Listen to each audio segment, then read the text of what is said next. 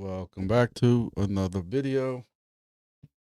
Life has been absolute. I know I say the same stuff every time, but life really is absolutely crazy right now between softball and everything else. Work. We got all kinds of stuff going on at work. I thought after Mardi Gras life would calm down, and I have been very wrong. So I hope everybody's doing well. And my YouTube is way behind. Um, Welcome everybody. Make sure you hit the like button on your way in. Um, that and been meeting with several ham clubs in the area around the New Orleans, Baton Rouge region. We met with another group last night about meshcore, and it is crazily, crazily taking off. I know some of y'all are into that, and not that I am one to go pat myself on the back because it definitely is a team event, but we are doing very well. I don't know exactly how many. Let me see how many repeaters we have in the greater New Orleans, Baton Rouge area.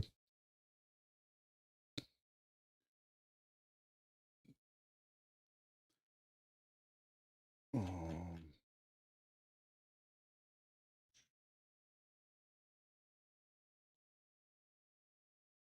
we have a lot. I don't know what to tell you. We're booming. We're booming on the meshcore front, and we have even more and more people. We have people who are interested in just hosting them for us, and which is good because we need towers, and we have to be able to get, you know, all over the place. And we're using towers to bridge different areas back and forth. The New Orleans area, the North Shore area, Baton Rouge area, what we call the Bayou area down here, and then eventually into this Lafayette area where you can see sometimes they will connect to my high installations in Baton Rouge. But we met up with the Hammond Club. I'm telling you, even since I did my video about 3 weeks ago, I'm probably gonna do an update video soon on this. I got a lot of people asking me questions, but all these up here are new. But just the progress that we have made with this in the last just 2 months alone, we've added some repeaters. It's crazy. Um, I'm quite proud of what these guys are doing. And this is the history of everything linked together. I got them out here in the swamp right here, trying to hit. There's several in Mississippi that we're trying to hit. Like I said, we're trying to hit this corridor right here because if anybody's ever been through I-10, this is all swamp. So getting Baton Rouge to Lafayette linked in is not going to work this way. So we have to go this long way around. I've secured a building top here that's about 175 feet. Have to work on that. We've secured another building top up here in 300 feet. We have secured a 700-foot tower right here, a 300-foot tower in this corner. And then here is my hunting lease, if y'all have followed those videos. And I'm going to start closer to hunting season in November, start installing tree nodes in the trees up here. And I guess I'm gonna need a drone or something for that, and hopefully Wingbits is paying out $5 a token at that point. But just while everybody's coming in, I kind of wanted to give an update. I know some of y'all start having more questions on Meshcore and Meshtastic. I am running Meshtastic in, some of my area where guys are starting to kind of play with ATAC a little bit. I don't know anything about it. I can't tell you anything about it. It's something that like a whole bunch of people ask for, and nobody's playing with it. Go figure. But it's just this is what I'm dealing with after work, especially while crypto's kind of slow. There's nothing really to do videos on. I want to do more videos, but it's like, what am I doing videos on? Um, I don't know. So as y'all come in, again, I appreciate y'all putting up with my side quest like this, but hey, at least, 619, I'll tell you, you don't have to worry about losing money with Meshcore. The value stays the same. Zero. Hunting season. Wednesday Meshcore stream. I guess so. We could talk about how much 619 loves DEPIN and how much he recommends everything. But no, that's just, just kind of want to tell everybody that even though crypto's kind of slow, bleeding from the ears, whatever you want to call it, that I'm not just coming home and sitting on my fat ass on the couch and stuff like that. I'm still working every weekend. You would think with hunting season over, not really fishing or anything like that, you would think that I would give my body a rest. I have another appointment with my cardiologist next week. They're thinking I have some issues, and it's always something. It's always something. Not that I'm young, but I'm too young for all these problems. So there's that. Um, what other news is coming out? I know just because I shared it earlier to my Discord is very slow right now, and I kind of took it personal. So I went hunting around looking at other Discords, and I see other Discords are slow also. So I'm not letting that me get discouraged. I wish I was in there more, but other than saying hi and good morning, is there really any crypto news right now to spread? Um, yeah. So I know there's several of y'all who are in. I didn't do a Monday update video because, like I said, my daughter's softball team came out and went into overtime. And somebody actually did end up winning in overtime, but it got to be very late when I came in. And we even do at 6:30 p.m. We even do a mesh core online kind of meeting type thing to kind of coordinate what we're doing and where we're putting repeaters at and who wants repeaters and stuff. And I did that from the softball game with headphones on, where I couldn't even talk. I would just type when somebody asked me a question. And we stayed late. So I couldn't, I keep telling y'all Mondays, that video takes me probably close to 3 to 4 hours between recording it, editing it, converting it for YouTube. Then I got to go on YouTube and put all the chapters and stuff. It's a little labor intensive. And when I look at what some of these projects have going on, it's not really that much to update. I know there's several of us that are in 375 Go, 375 AI, whatever you want to call it. And one thing, some of y'all signed up for the Android beta for 375 Go. Apparently that is now live. I have downloaded the 375 Go beta for iOS. I know there's a lot of people in it. I'm scared to say anything about how I feel about it because I think some people are going to get upset. But after the shenanigans and stuff that happened to Nubla and stuff, I feel, that I need to, if I have a funny feeling in the hemorrhoid, I feel like I need to tell it to y'all. And while I'm not putting up a red flag or nothing that crazy yet, this might be like, if y'all ever go to the ocean, to the beach, there's a red flag when it's like, this is very dangerous conditions and you should not go in there. Then there's a yellow, maybe an orange or something like that. I'm throwing up kind of maybe a yellowish, somewhat tinted orange flag, because when these projects start look like they're getting away from what they're supposed to be doing, do we need to start kind of throwing up like a caution flag a little bit? With the 375 Go app, you are still doing, this is the beta app, the new beta app. However, they now have missions. And you would think the mission might be like, go drive to several new roads.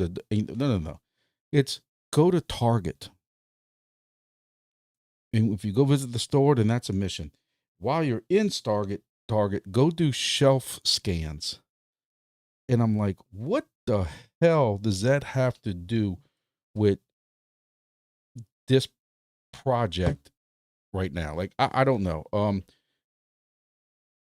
So like I said, I'm not going to sit here and say we all need to take a step back and caution about 375 Go.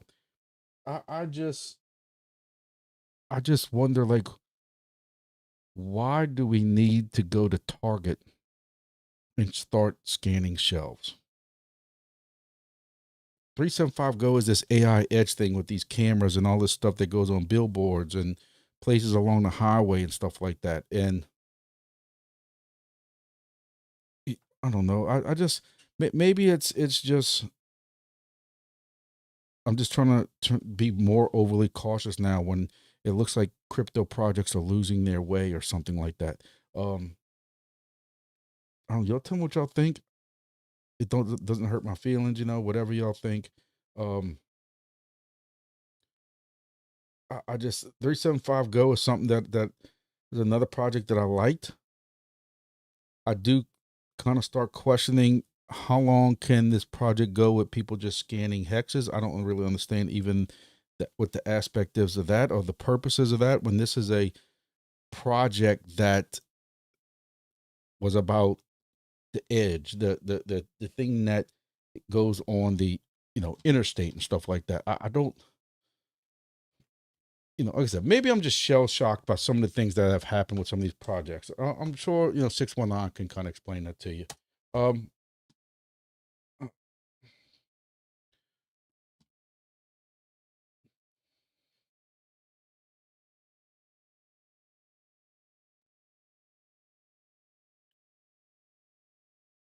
So 375 AI is an edge data intelligence network on Solana that provides advanced real-time data collection and analysis to power smarter, more connected world. Then you go to it, and again, it's supposed to be these devices, AI and edge node that go on interstates or something like that, cost $25,000, something crazy.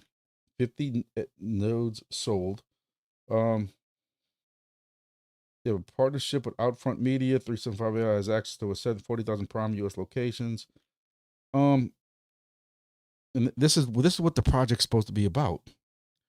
What the hell does this have to do with us just driving around scanning stuff on rural roads? What the hell does this have to do with going to Target and scanning shelves? I don't, again, I'm not ready to throw the bullshit flag up just yet with 375 AI. I just feel like I need to bring some of this stuff to y'all. Some of y'all might not be in the 375 beta side of this yet. Well, 375, whatever this is called. Um,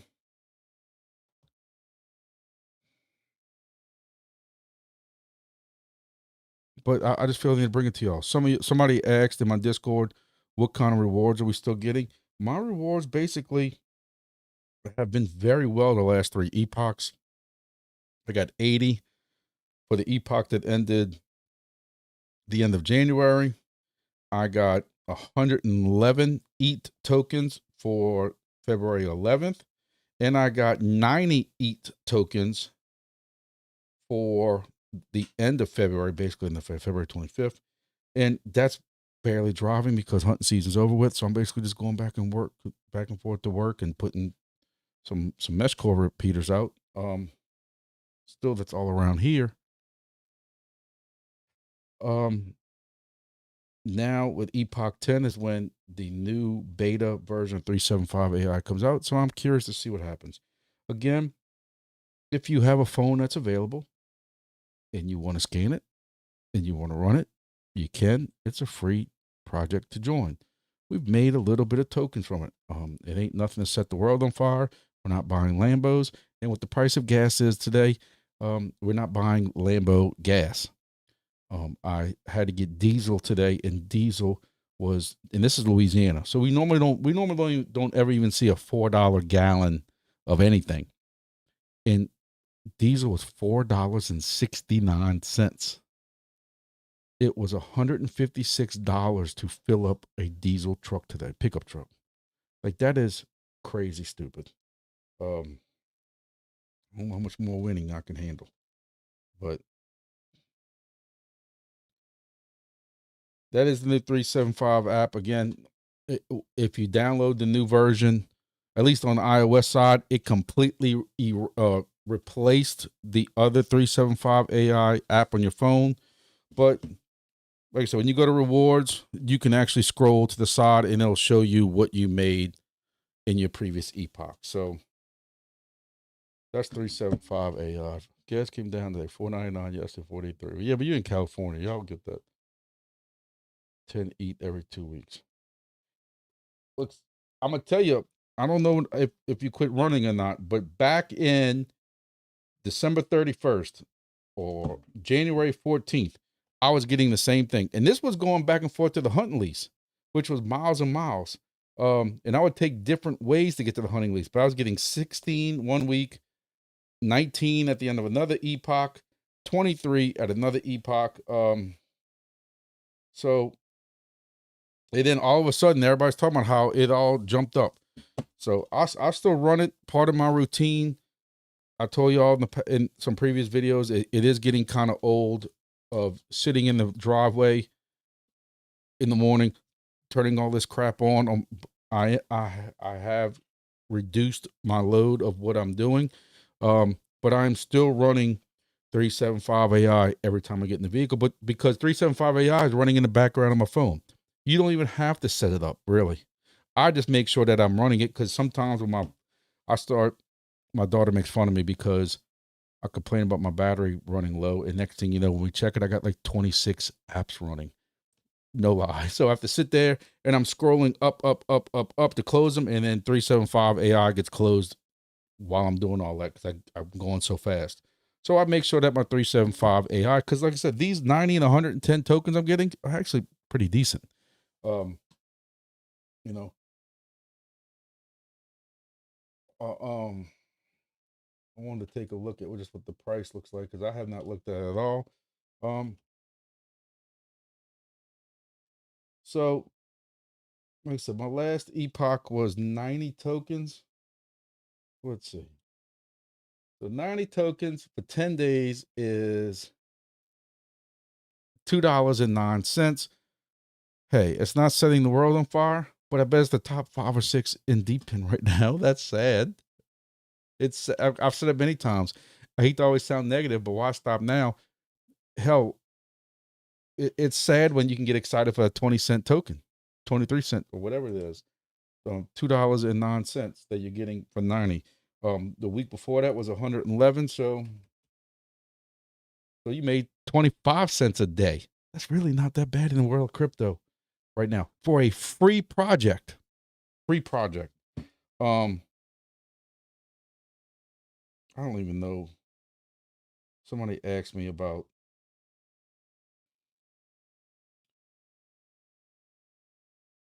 invite a friend. Hmm.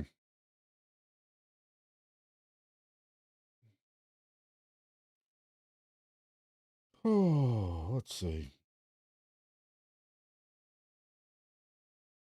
Yeah, the invite code's stupid. It's stupidly long. I'm sure like the 6 people in here right now watched it. The 100 people that are going to watch this tomorrow or tonight, I don't know. But we're going to stay online tonight. I don't know if it's going to be till 9 o'clock, because it seems like, I know Wednesdays, and this was very last minute, this live coming out very last minute. So we're only 6 people here. Hey, I appreciate the 6 people. Make sure I get 6 likes, please. I can tell you it won't be a 9 o'clock stream because, again, there's not that many people in it, but maybe tomorrow will be a little better. We'll be back on schedule. I don't know.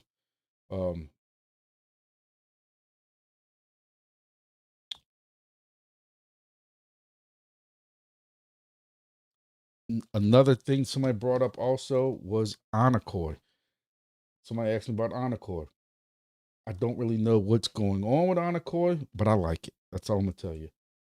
But I still just have an issue with the fact, and I guess I'm the only one because I don't see nobody really calling it out. But why is Anacore still not on CoinMarketCap? To me, this should be a big enough project by now. But it's not on Anacore. These are all fake tokens and stuff like that.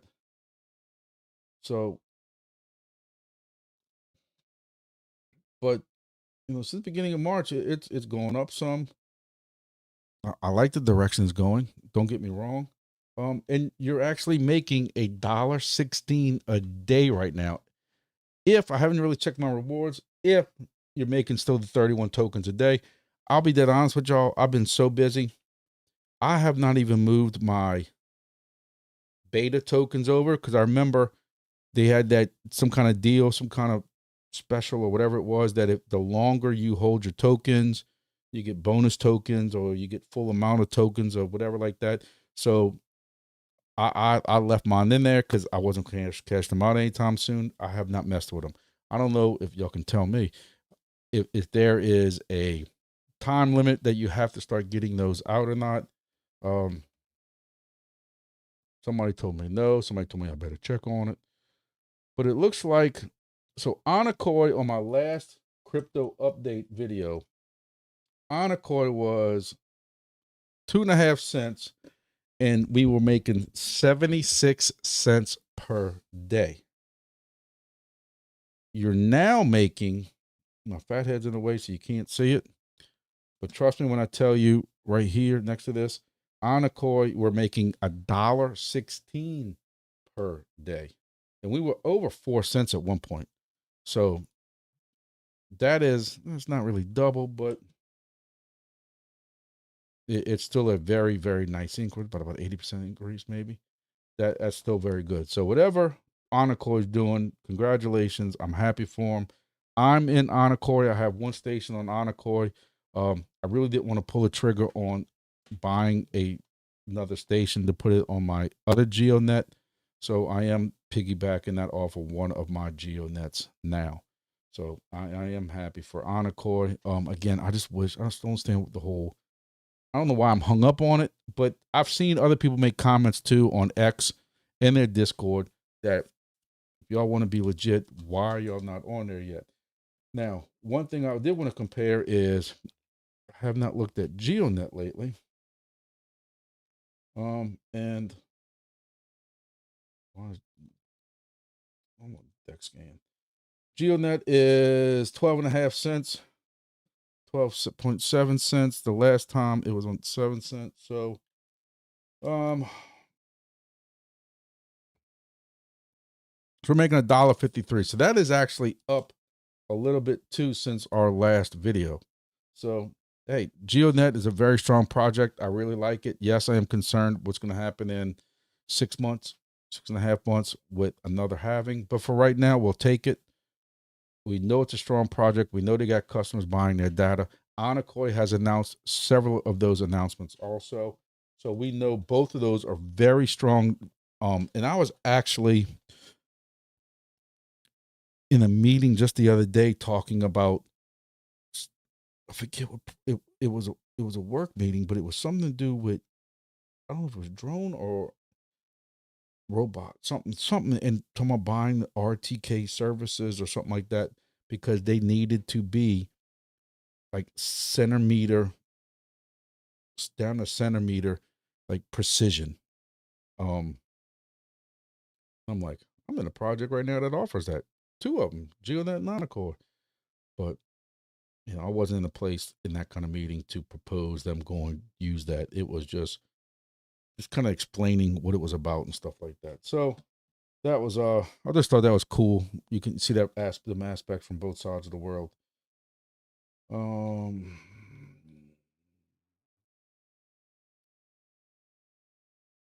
GeoNet store, we talked about that. Please kindly review the new proposed GIP 13 draft.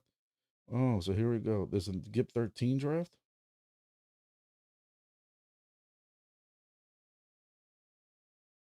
Well, the link brings us to the regular Discord. I see 120s all over it. What I wanted to see was Anacoy and see what the hell is going on with that one.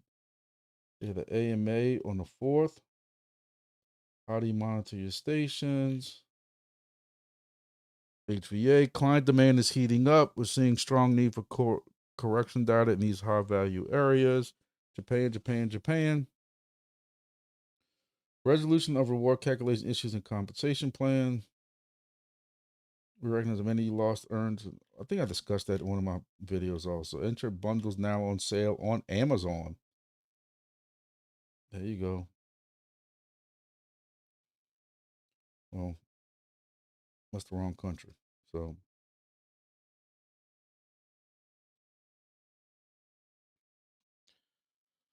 let's see if it's in Amazon America. Geo, oh no, it's Anacoy bundle.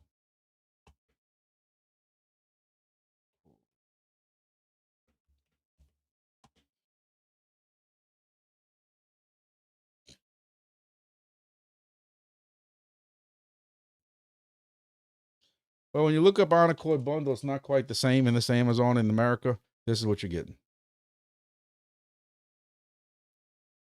So now my wife's going to want to know why am I looking up wigs on Amazon.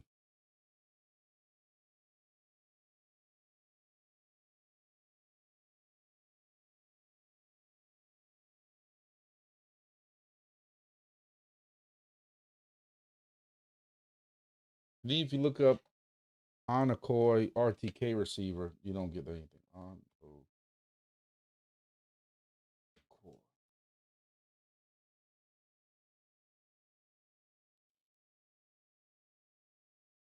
Even if you try to search for Encore receiver, it just defaults over to Onkyo RTK receiver, which then brings up Yamaha. So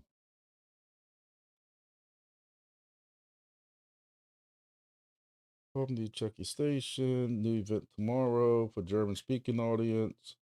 So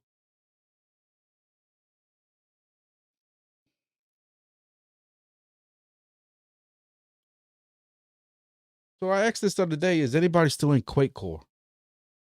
We had 4 more earthquakes in Louisiana in the last few days.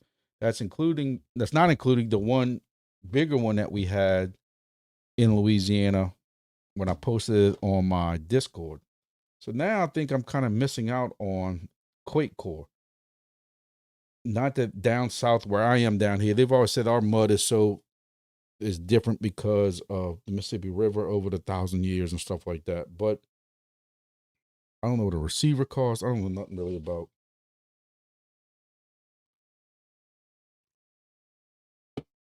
Are they integrated with GeoNet?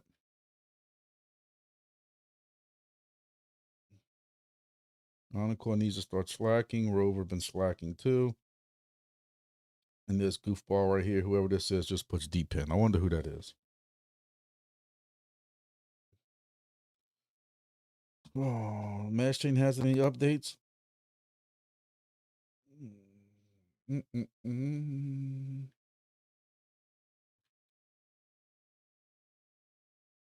Chirp. Big news. Chirp Alerts is officially live on the App Store for iPhone. But here's the part that's generally rare. Apple granted us critical alert status, means Chirp can cut straight through silent mode, do not disturb, and phone level settings to sound alarm when it actually matters. Very few apps did this. We got it. We did it.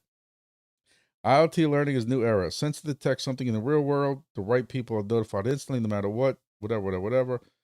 So now you can get Chirp Alert is alive. Now, will this tell me if my device is offline? Because that's what I want. Because sometimes I miss the email. And I got mine hardwired to a router, to a switch, I mean. So I don't know how in the hell it goes offline.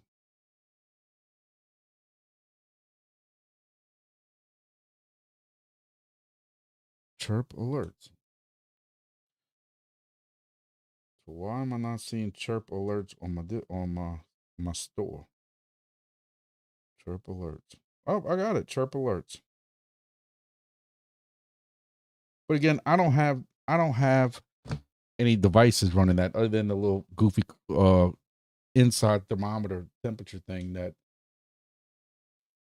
So that's Chirp. Chirp and MyOD Alliance are joining forces. We're after testing, working directly with MyOD Alliance to bring MyOD into Chirp's network of supported protocol. For those paying attention, it's a bigger deal than it sounds. MyOD is one of the most advanced LPWAN technologies in existence. More reliable, more scalable, more resilient than LoRaWAN in dense and demanding environments. You know, IoTs in the future, the floor beneath our feet, embedded world 2026. Let me tell you something. I know I'm an a-hole and I'm grumpy. I understand that.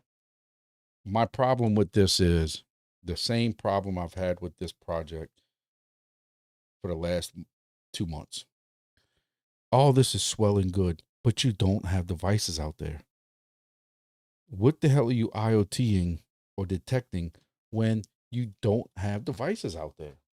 And you're not, last I knew, y'all can correct me if I'm wrong again, but if you don't have devices, you can't detect the IoT devices. And when you look at the Explorer that I'm trying to pull up now, it's taking forever to open.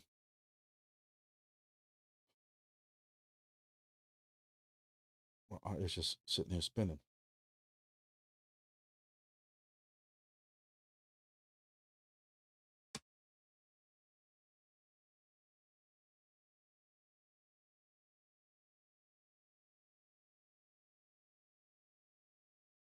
I don't know what's going on with the internet.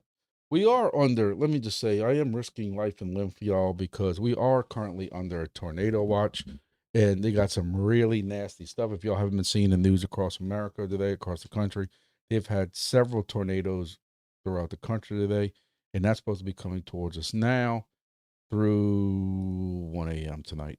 So, you know, hopefully my internet stays up and going. I'm seeing some drop frames already. Um, drop packets or whatever it is. I really don't see nothing on the weather. Oh yeah, it ain't that bad down here, but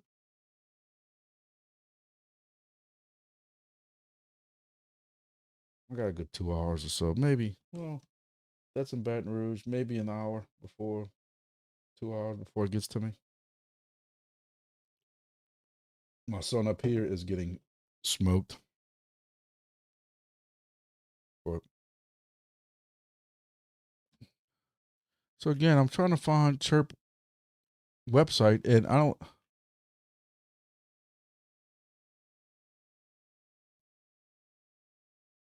can't even get the website to even come up. Oh well, I tried.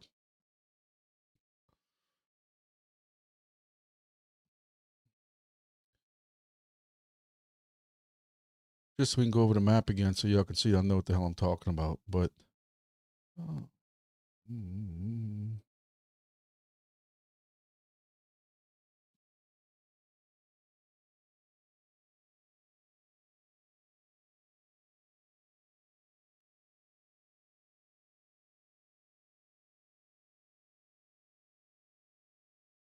hate this map. I hate this map crap when you can't.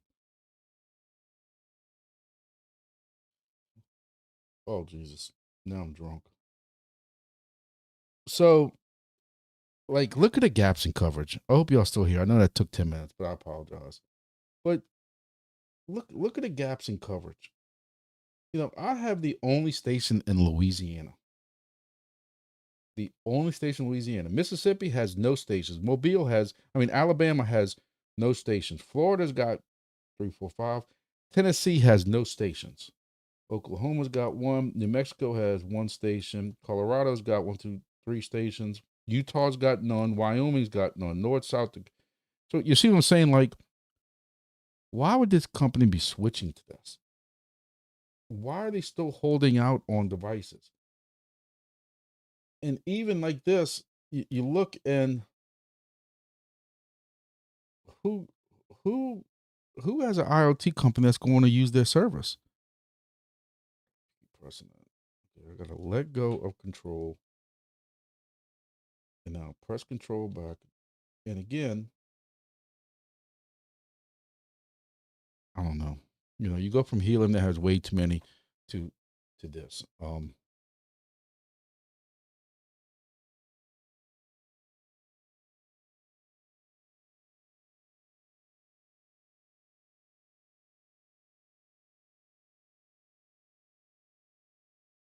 don't even see. Make sure my devices are online. This is another project that was doing very, very well, making very good rewards.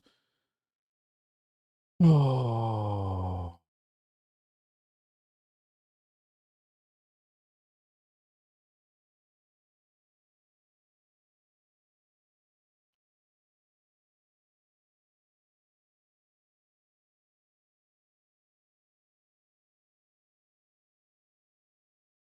I can't even get to my dashboard.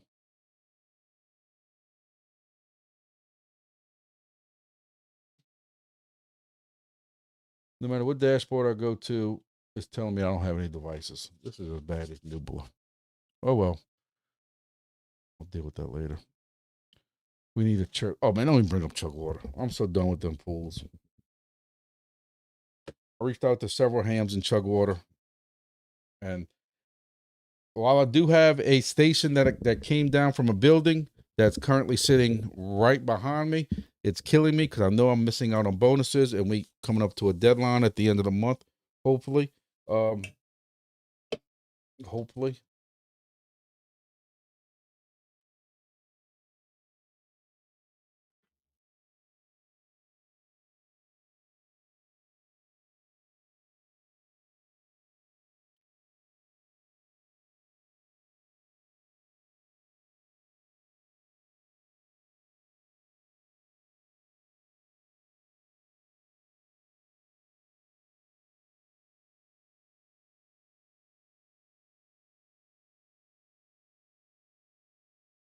I don't see my countdown calculator. I had a countdown calculator last live, and I didn't save it, so I have no idea what.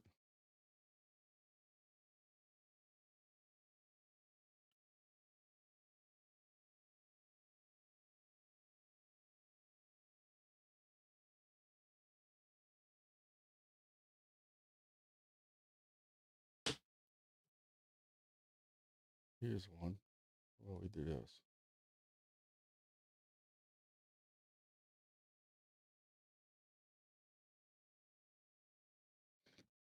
How do you like that?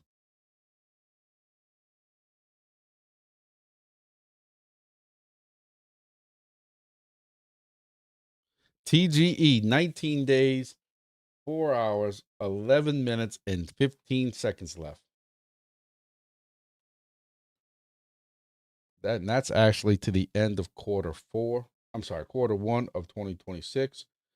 And then actually messed up in the middle of the regular general um channel of wing bits. He said, well, technically in some countries, the end of quarter one was like March 6th or 7th.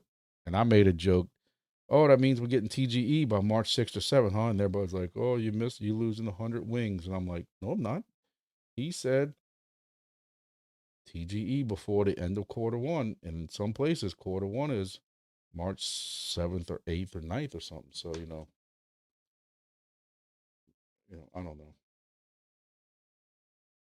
So I know it's getting really windy outside. So, with all of our power lines and all of our internet and stuff above ground on poles, because that just makes the most sense since it's always coming down during hurricanes. You think they would bite the bullet and just pay the money one time to put it all on the ground? Nah, that would make too much sense. So yeah, so right now I have one station offline, trying to decide where I'm gonna put it at. I took it off the building in Baton Rouge for certain reasons. Um, I got my buddy going back to his fishing camp in Grand Isle. That's always been one of the best places I have ever put a station at.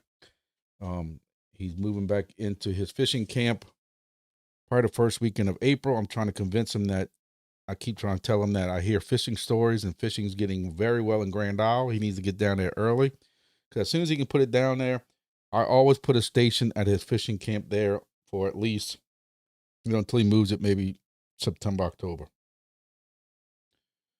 So I'm probably going to put that station there. Yep, until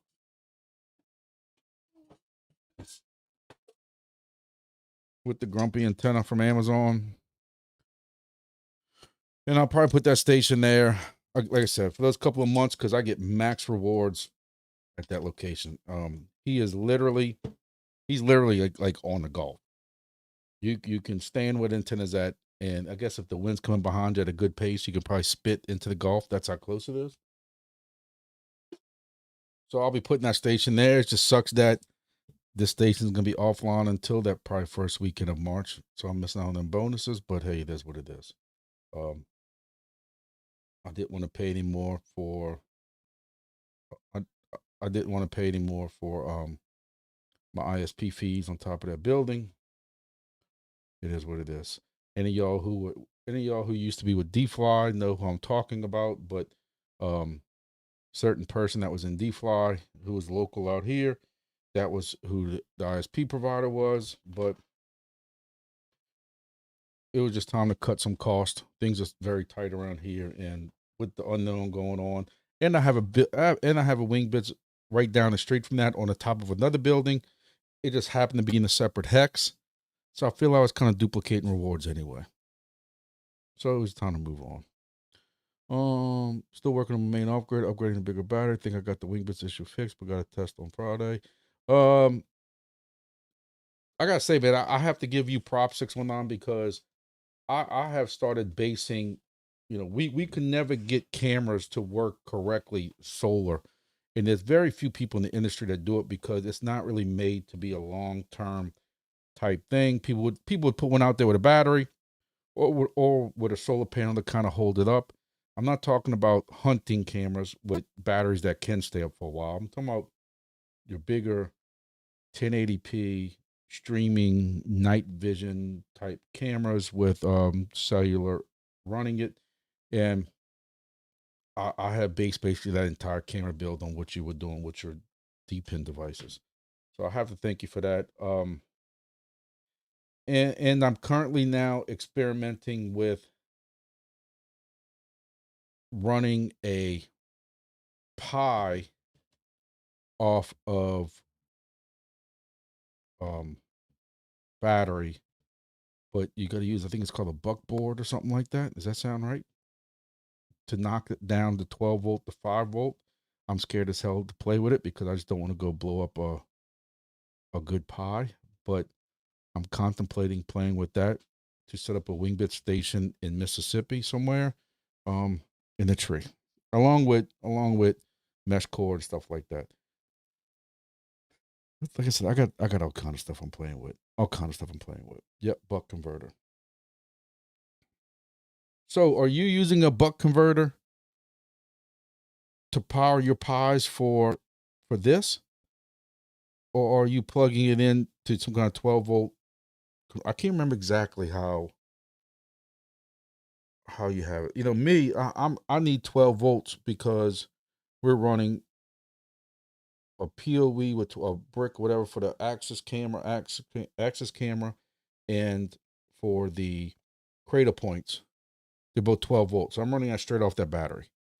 But for the Pi, I've never ran any kind of device like that off of that. So I'm curious kind of how you're running it. Never had to mess with it. So DC to USB 12 volt to 5 volt right through it. So yep.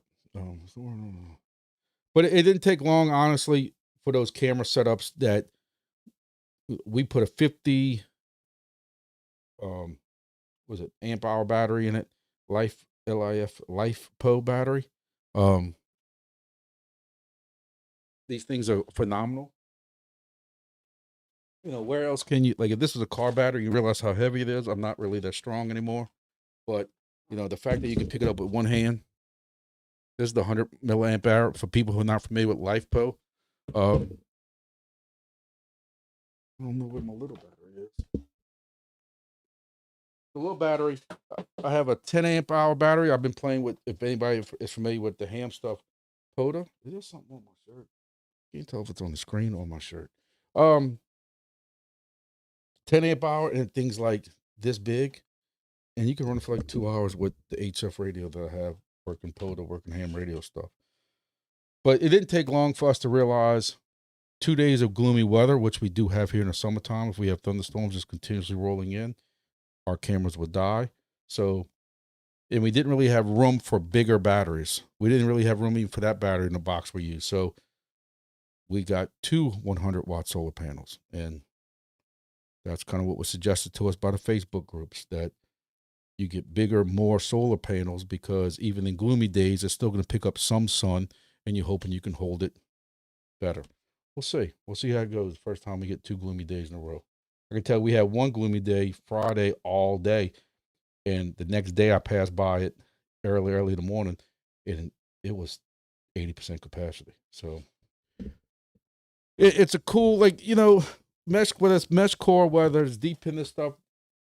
One thing that's always intrigued me is this is kind of like fun hobby stuff to a point. Also, is putting these things up, begging your friends and burning favors and stuff like that, putting these devices up and checking out, figuring out different things that you can do. And I do miss that kind of stuff. Like, part of me is like, I'm done with DPIN. I don't want to mess with more projects and stuff like that. But part of me misses that tinkering around stuff. I think that's why I've really gravitated towards mesh core so much. Um, Watching that expand and watch that grow. But I've been kind of keeping my ear, like, I'm watching YouTubes, and like, you don't see new DPIN floating around. You got High Fix that has completely gone away with their store, which I still can't believe that, but they're basically messing with drones only. Some of it is about, from what I read, is about them trying to capitalize on some of the drone bans they got or something like that. Um, you look at Helium Deploy, and you got them basically pushing solar miners and stuff like that. So my chair is falling. So you're seeing more than with solo Bitcoin miners. I did have 2 or 3 people in the last 2 or 3 days. I always get excited when I see people purchase stuff from my Helium Deploy affiliation. Not because I'm making $3 or $4, but then it kind of gives me something to talk about with y'all, to say this is what people are buying. And I have not looked. So let's see what people are buying. Let's see. So I've had 3 sales.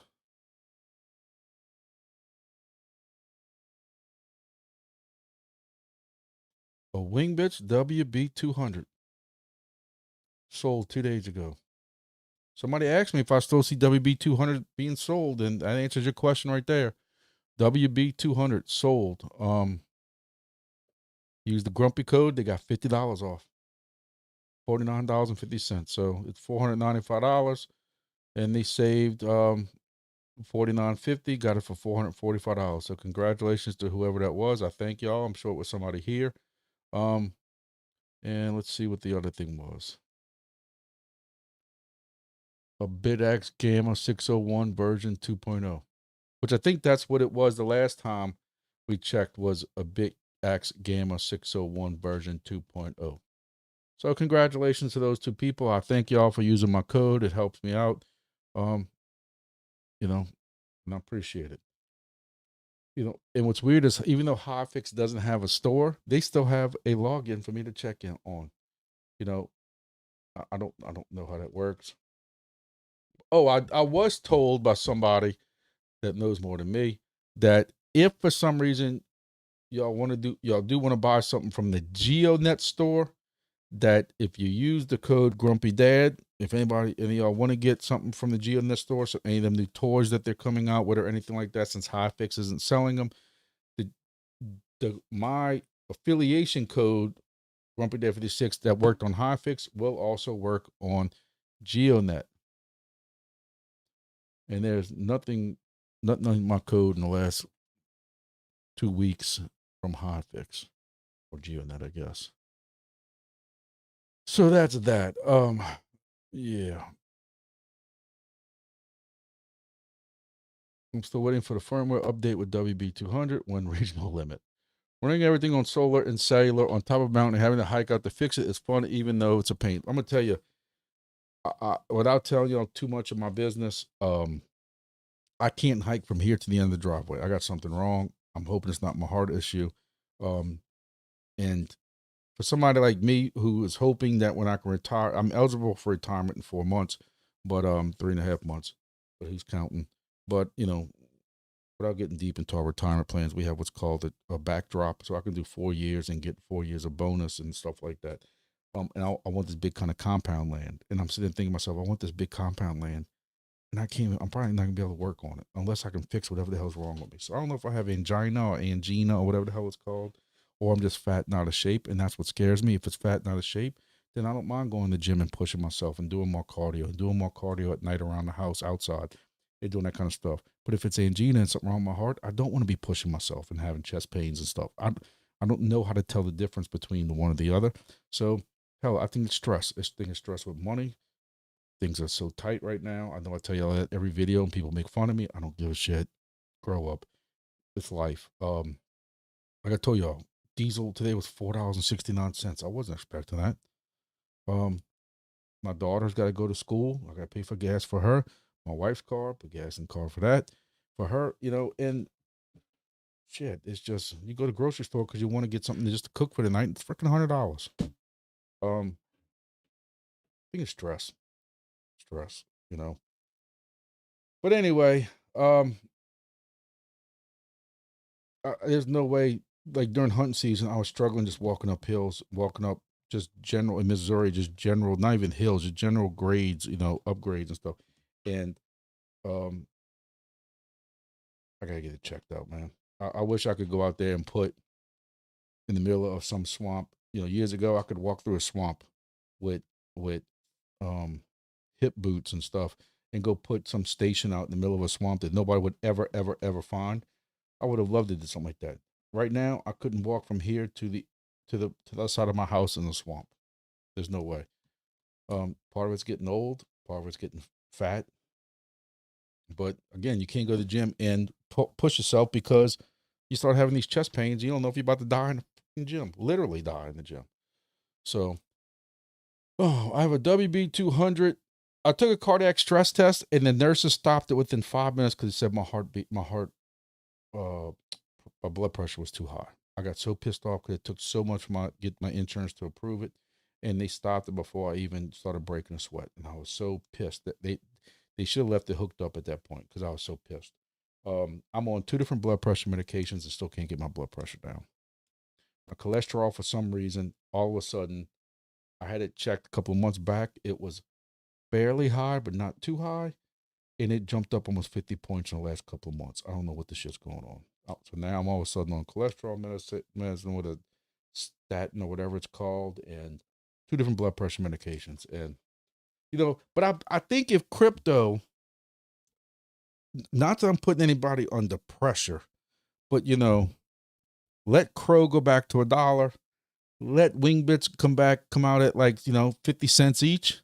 I bet that relieves a shitload of my stress.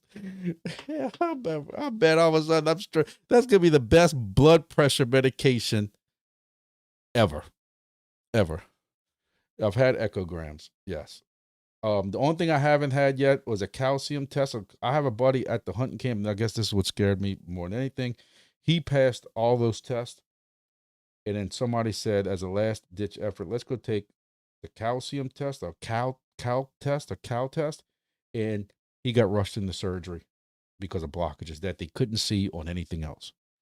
So, hey, I mean, I'm 50 years old. I shouldn't be dealing with this. I should be able to still go outside and throw softballs with my daughter before she ain't playing softball no more. And I can't do it. And it sucks. And chase my dog around the backyard. Can't do it. I can't even bend over. Like if there's someone on the ground, we have a socket set at work, and I know I'm getting way off base, guys, but just bear with me. And it's open, so you got to pick the sockets out. And if I'm bending over, because people can't put the sockets back in the same spot, and you bend over for too long, and when you get up, you feel like you're high on acid. Not that I know what that feels like, but it feels like you're high on acid. You're like, holy shit. And that's not being out of shape. That's something fucking wrong.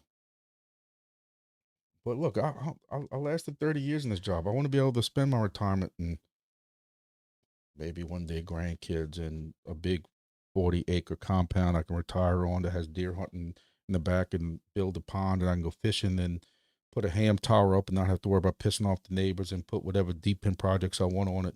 Who knows what DEPIN projects they'll have 5 years from now, but yeah. All right, you need to make some changes. Your family needs you. Make small changes, stick to it. Look, I'm gonna tell you. Every night, it was my little drug habit. But every night I would sit right here playing Call of Duty, and I would eat a bag of popcorn or ice cream. I have completely cut that out. I'm trying to keep the sodium down. Going to the doctor get me on, I was always against medicine. I'm like, I don't want to get dependent on all this medicine. I don't want to do all this stuff. And I finally let him talk me into it and stuff like that. But and it's not helping. I think that's what the scariest part is. I can take my blood pressure right now, and it's going to be 180 over 90. And that's on 2 blood pressure medicines. Um, I'm trying. You know what I'm saying? Like my last cardiologist quit. The previous one before that quit.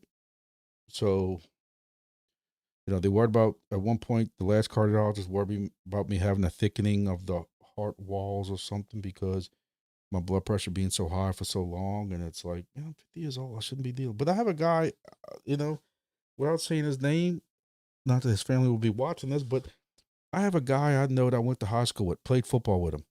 He was in great shape then, probably 2 ounces of body fat on him. He was a CrossFit instructor. And he comes home after CrossFit and drops dead of a heart attack. 51 years old, maybe 50 years old. Because it was about 2 years ago. He was about a year older than me. So he might have been like 49. CrossFit instructor. To me, the heart is the scariest thing to deal with. It is the scariest thing. It's one thing if you know you have an organ problem and you could either treat it with medicine, you can possibly get a transplant, you can do some cancer. While it is scary, some cancers are curable. But the heart, when it's fucking done, it's done. And my biggest fear is I love the outdoors. I love going down to Grand Island fishing and walking along the beach and fishing and catching crabs. I've did videos on that. But if I have a heart attack while I'm down there, I'm fucked. And I hate to use that word, but I don't know how else to describe it. When I go to Missouri, I'm in the woods, even though I always have somebody I'm hunting with. But the nearest hospital is, who knows? I am effed. And I don't want to get to this point that I don't want to go hunting or fishing. I don't want to be on a boat with my buddies fishing like I did videos on. I love catching saltwater fish from a boat. But if you're 20, 30 minutes from shore and you start having a heart attack, you effed. And I don't want to start living that kind of life. I don't want to quit doing the stuff I love doing just because you have to worry about, okay, I'd be close to a hospital if something happens. And look, I got no guys. I know this ain't crypto videos. I know we way off key here, but this is this type of stuff I've told you before that keeps me up at night. People are like, you need 7, 8 hours of sleep. Not when I'm laying in bed and I can't go to sleep because I'm worried about this stuff. I tell everybody, when I turned 40, I started having knee problems, blew out a calf. Then, playing baseball with my son, when I was coaching baseball, blew out one calf. It was the worst pain I've ever felt in my life. Playing volleyball, intramural volleyball, because I love volleyball still. People can't believe at my age how well I play. I was supposed to go walk on to college to play volleyball, and I'm like, I ain't going to walk on college to play men's volleyball. But anyway, after 2 hours of playing, we were playing on the court. Boom, there goes my other calf muscle. Put me on the ground like it ain't nothing. So I'm like, at 40, you start falling apart. 50's worse. I've lost some weight. I don't know. I don't know if I'm having COVID 4 or 5 times. I don't know. Bad geez. I'm gonna tell you, that's the only thing is I have 30 cousins. 30 cousins. On my mom's side. Just on my mom's side. My dad's side, no heart issues. No heart issues. On my mom's side, no heart issues so I have 7 aunts and uncles. None of them had heart issues. 30 cousins. I had one who went to the hospital thinking he was having an anxiety attack. They gave him some type of medicine for anxiety. Died right there. 50 years old. They're saying if it was some kind of heart something, they tried to sue the hospital. But if it's some kind of heart issue and you give them this certain anxiety medicine, that could, I hate to use the word finish you off, but whatever. And I have another cousin who's been AFib'd so bad, he can't go hunting, can't go do anything. It's kind of same issues I've had with AFib, and he ended up having to have surgery. And ever since he had to have the surgery, and not just ablation, he had to have like an open heart surgery to fix his. But again, that's one cousin out of 30. The rest of them don't have any issues. So I don't know. Is that considered hereditary? I don't know. I had AFib 5, 6 years ago, was rushed to the hospital in ambulance, but they found out mine was from sleep apnea. I didn't wear my machine. You quit breathing so many times. Eventually your heart gets out of rhythm. I have never had an AFib problem since then. I have had where I can feel my heart doing a double beat. but my two cardiologists, neither one seemed concerned with it. I could even do it on my watch, and you'll see the 2 beats and then a space and then 2 beats and a space, and they're like, you know, take a break on alcohol. And I'm like, I don't drink that much. But that was years ago. Years ago. This all of a sudden started in heart in hunting season. And I'm like, man, I'm just out of shape. I'm just out of shape. And it got so bad now. I can't climb a ladder. I climb a ladder, come down. I'm like, holy shit. You'd think I climbed Mount Everest. So anyway, my hikes used to be an hour, but down at 30 minutes. I'm always on the lookout for snakes. 40 minutes back to the car. Dude, I couldn't do it. There's no way. Um, I will tell you, I was out working on one of those solar cameras I was telling y'all about also. And 5 to about 6 foot, for those few of y'all who are Facebook friends with me, I put it on Facebook, but it was about a 5 to 6 foot. I'm not laying down next to him to measure, but to me it was 8 foot long. But my buddy said, man, that's about 5 to 6 foot nope rope, as we call them down here. To me, I was raised on the swamp, and basically every alive snake is a poisonous, venomous snake that will kill you instantly. And they're like, man, that's just a king snake. That's a good snake. I don't give two hells. I'm on the phone and I look down, and there is a 6 foot nope rope at my feet, this big around. Hell, brother, like, heart attack or no heart attack, I was out of there. F that noise. Um, but hunting where I'm hunting at Mississippi, especially when it's still kind of warm, like we going this weekend to put some protein out for off season feeding and stuff. And it's so warm now. We're in the 80s again. They're seeing rattlesnakes already. You got to watch for them. And same thing. You can't just go tromping through the woods. I had to teach my son that shit. Can't just go tromping through the woods like he ain't got. Well, we're not hunting, so we can make all the noise we want and just willfully walk wherever you want. No, now you got to look at your feet to make sure you ain't about to step on a rattling nope rope. You know, danger noodles. I like that. Danger noodles. I had to do CPR on a guy who went down pulling in a big on a boat. He got so tired reeling a big fish. It was his last. Man, don't tell me that. Come on, dude. Don't tell me that. Oh, hey, listen. I was worried about that. I shot that 8 point buck, and I got so excited. I was worried that before I shot it, you know, not right before I pulled the trigger, because there was nothing in my mind going on but pulling the trigger. But I'm talking about like days before that. I'm like, man, if I kill a big buck, I don't know if my heart's gonna handle it. Like, you had to worry about that kind of. It is stupid. It sucks that you have to worry about this. My wife thinks I overreact to stuff, but then one of her friends at work, her husband went through the same thing, and he had bad blockages, and now has kind of opened up her eyes a little bit to it, and now she's starting to get worried and stuff like that. Look, I'm 50, man. I shouldn't have. Look, am I the epitome of great shape? No. I'm 6 foot, under 300, barely, but under 300. Like, I got guys I work with that are 40 pounds heavier than me, shorter than me, and stuff like that, that are in better shape. Like, I'm not obesely, crazily, whatever. I want to see Bitcoin go up to $1 million like they promised. I don't know if I'm gonna live that long. That might take 60 more years. But you know, I wonder if some of this is stress. I run 4 YouTube channels. I'm doing all this other stuff now. My son's in college. I'm worried sick about that. My son was my best friend, and you know, you barely hear from him now. He has a whole nother life going to college, and I sit here and I worry. What he's with a fraternity now. He didn't do nothing here. He sat here and played Xbox with his friends online and stuff.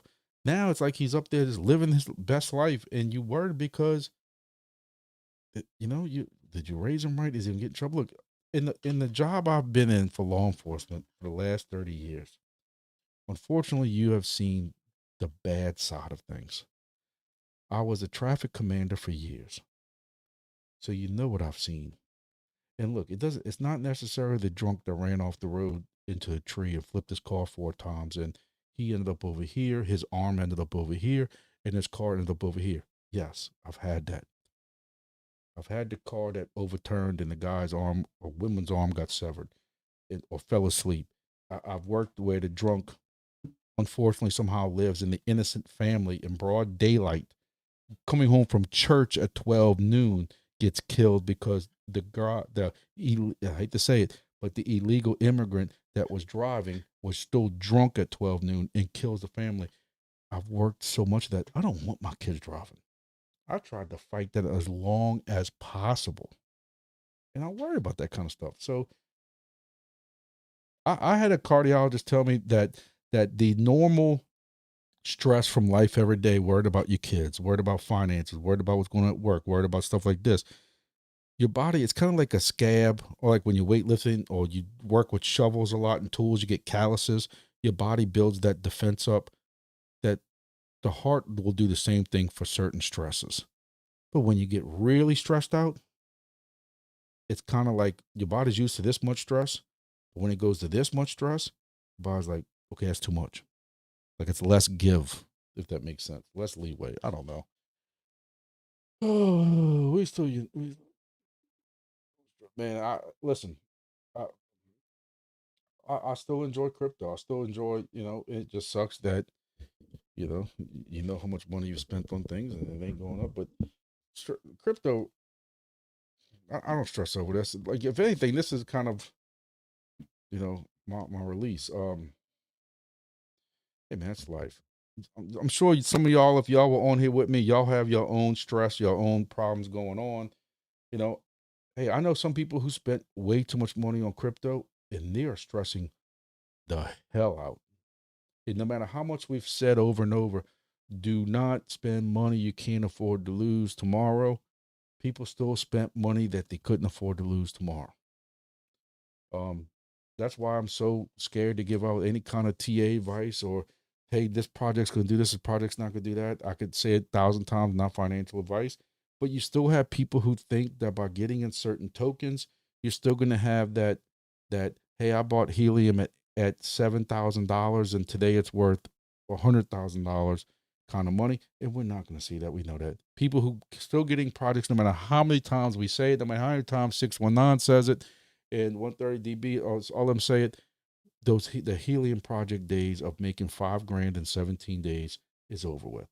But you still have people who are going to spend way too much, and I hear like they got people who bought like 3 and 4 4D sky stations. I'm like, wow, and 4D sky's doing some things. I meant to talk about them earlier, but wow, you're talking about $4,400. Um, So trust me, they got people who are way more stressed out about their crypto than me. Yes, does it suck that I didn't listen to some people and bail on entropy when a lot of other people did? Sure, I can see it and smile and say, "Oh no, that don't hurt at all. I ain't sweating that." I'd like to tell you that, but I had several $1,000s in entropy. That's worth several $100s now. That causes some stress, but what you gonna do about it? Like I keep trying to tell myself that's kind of my go. I read something at one point that basically said, you know, why get stressed out of certain things that's out of your control? And look, I've told that to a certain person that most of y'all know who lurks in the YouTube, because I know he's here, but lurks in the Discord, but says he's not. But a certain person that loses way too much sleep over politics. What the hell are you gonna do about it? What are you going to do about it? I am not going to sit here and stress over stuff. And I'm just keep trying to tell myself that's my woosah moment. I'm not going to stress over stuff that I can't control. I can't control politics. I can't control what conspiracy theory about Charlie Kirk and who killed him between one day it's his wife, the next day it's Israel, the next day it's um, you know, now it's devil worshippers. I saw that one today. And I'm like, what? Like, I'm not stressing over that kind of stuff. My wife needs a code.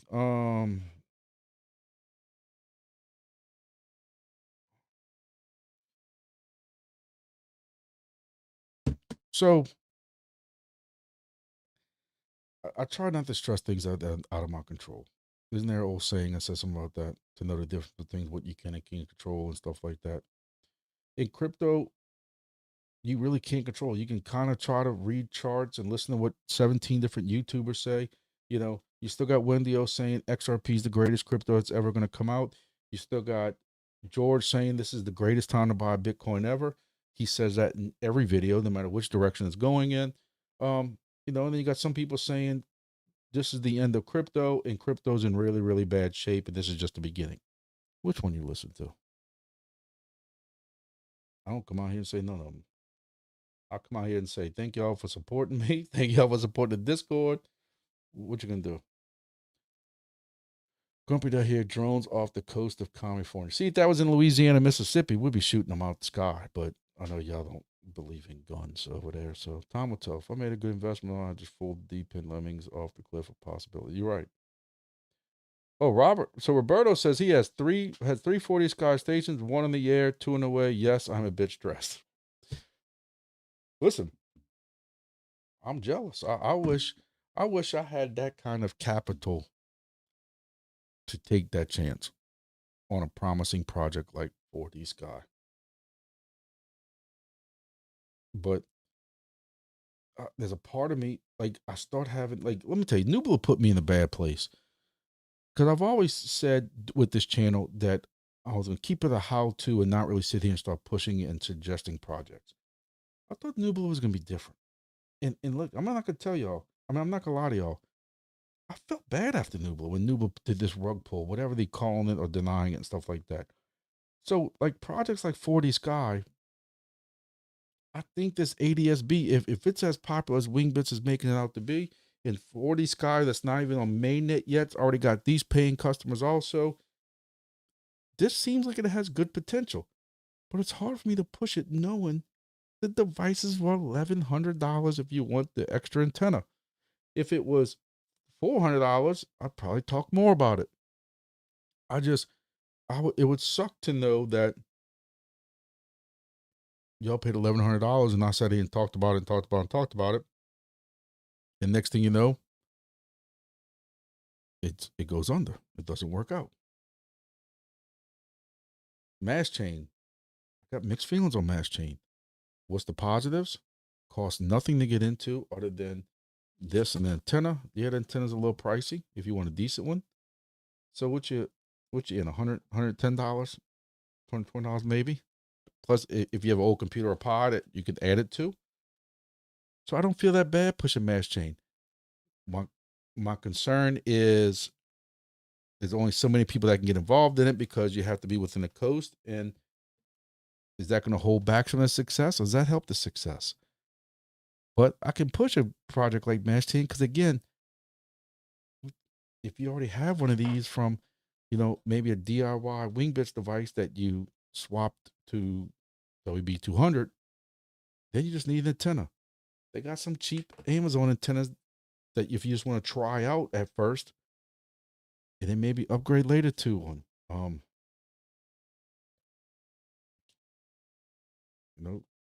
There's just not that many projects like GeoNet. I'm very, very, very positive on GeoNet, but would I recommend somebody buying a GeoNet station right now? I can't. Absolutely not.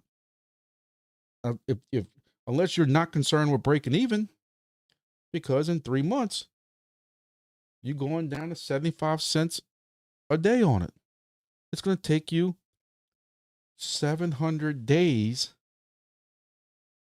unless you start getting more than $1 a day. But it's going to take you 700 days plus to break even. How do I sit here and suggest, and that's what's weird is I like the GeoNet project. I'd like to talk about it because I think the GeoNet project's a great project. But this is when I have that rule of do you separate between a good project and a good rewarding project for not the users, but the people contributing data. GeoNet is going to be a great project. But when you're making 75 cents, and let's just say that token stays the same price, and then 15 months from now, you can go from 75 cents to 37 cents. Then what? You bought a device for, so you say 400 days, but really it's more than that because you have another halving coming up in 15 months. That's going to drop you down to 37.5 cents. Then after that, whatever the half of 37.5 cents is, that's what you're making. I hate yearly halvings. And scarcity of that token because, that might happen 5 or 6 years down the road. How many people have bailed out by then? How many miners have gone offline because of electrical spikes? Or just say electronics go out. Lightning that was close by caused ESD and caused that device to go out. Are you going to sit there and buy another one when you're making 37.5 cents a day and they're $600? 1,200 days? So that's one reason why I worry about DEPIN also. But what can I do about it? Here's my tax last weekend. Just say I had to hand over the equivalent of 240. Oh man, don't tell me that. You're gonna cause me issues. Listen, I'm still paying on my taxes from last year. I'm on a payment plan. I've told y'all many of that already. My wife kills me for wanting to tell y'all that, but it is what it is. And I took out extra last year. So this year I've taken out, I guess technically last year now, I'm claiming zero plus an additional $200 out of my real paycheck to try to build up. Now, the couple of guys I know at work that paid last year have all gotten money back this year. A good chunk, not good chunk, but I do have several thousand in overtime. So I know some of that, from what I understand, like the whole thing, like all overtime will be untaxed. That's bullshit. That's one of Trump's bullshit things. Portion of it. So, I'll get $4,000 or $5,000 that are untaxed in the overtime thing. I'm hoping I can get enough back in the return to finish paying off what I owe for the year before that. Luckily, the crypto I did sell is at a huge loss from when I gained it, but I'm gonna see how that works out. I tried, I don't want to talk at all about taxes, especially on a taped video like this. Put it all in the program and let it figure it out. I think that's another thing. Trump's supposed to clarify all that stuff, and you're still waiting on that. But he's clarified it from himself. I think GeoNet project has great potential for good returns down the road unless a newer tech comes in and kicks it to the curve. I agree with the first half of your statement. I think the GeoNet project has great potential. Period. I 1,000% agree with that. 1,000% agree with it. This RTK thing is a great thing. A lot of people. My wife screaming at my dog.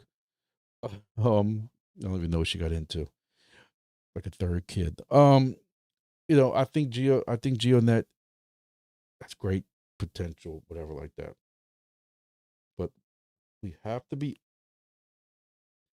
what this? Instead of saying let's be honest with ourselves, we just have to be responsible enough. How about that? There's a responsibility, me as a YouTuber. I'm not gonna be like other YouTubers and talk about how great it is. Look, I did that with Entropy and got burned. I did that with Nubla and got burned. So I'm trying to be more responsible. You have to take into consideration what you're making right now because there's no guarantee. No guarantee. Do we think it's going to go up? Sure. But there's still no guarantee on how much it goes up. We watch sometimes where Bitcoin has gone up. Sometimes alts don't follow it, or alts aren't following it at the percentage that Bitcoin goes up. We have to be aware of that. We just have to be responsible. I just want people to be responsible. I don't want people to say, man, he said GeoNet's so great and stuff like that. And I bought this device and I'm never, ever going to. I don't know if 140's in it, but like talking about ROI. He don't like that word. So we have to say break even. But I don't want people to hear me talking about so positive about GeoNet that they see a GeoNet device for $695 and then go and buy a GeoNet device and they can never break even, because I still think while GeoNet is a great device, I've never had, knock on wood, I've never had any issues with my GeoNet. I I I I am worried about my wife's screaming at my dog. Um I'm trying to find the store for GeoNet. What was I saying? $695.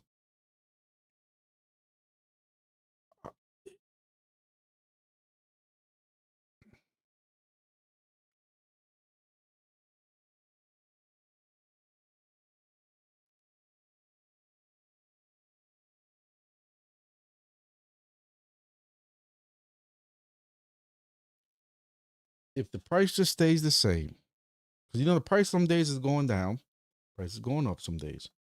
You're looking at 2.5 years, but this isn't correct either, because this is saying that you're going to be at 75 cents for the rest of that 2.5 year period, but you're not, because you have another halving coming in 15 months. So your 75 cents is going to 35 cents. So yeah, for 1 year, you're going to be at 75 cents. And then the next year, you're going to be at 35 cents. That's going to increase it. And my fear is that in 3 to 4 years, while the project might be good, if something happens to this device, then technically you never ROI. You never broke even. And that's my fear. And I think GeoNet missed that point when they did but again, also I guess I'll give these projects benefit of the doubt, because people complain like, oh, the project sucks in rewards and we're not getting enough money and stuff like that. Well, they can't go and change the tokens based on the fact that you're only getting, you know, 3 cents a day like helium. But I still say helium IoT's got something seriously wrong with it, because we should be making, when you base it off what we made 3-4 years ago, even with the halvings, we should still be making way more than this, because we're making the same rewards now than we were when there was 900,000 stations out there. And you basically have one, maybe two halvings in that since then. You shouldn't, you should be getting more. But we're not talking about that. We're talking about this. So, this right here, y'all know I love Wingbits. Love Wingbits. I have so much faith in Wingbits. I got my little voodoo dolls I bought from the French Quarter, and in the French market, and I'm hoping, you know, I went to the deep, deep swamps and got it blessed by the voodoo queen, and nearly had to donate a toe for it, sacrifice a toe, but I got the voodoo dolls, and I'm hoping that Wingbits is at a respectable price to relieve some stress in my life. I love some Wingbits, but I still can't recommend this. I don't, even this is pushing it, but I mean, people buying them. Wingbits, $500, $50 off with the Grumpy sale or with the Grumpy discount. Um, not that bad. I am curious to still see Wingbits is new device, whatever the hell that is. I know they got some parts got delayed with some of the things going on. At least that's the last update I saw. But I am curious to see what Wingbits does. I haven't even eaten dinner yet. But all bad news around Bitcoin, I'm staying away from going to 100 alt. 619 right now. Right now, you're making a dollar.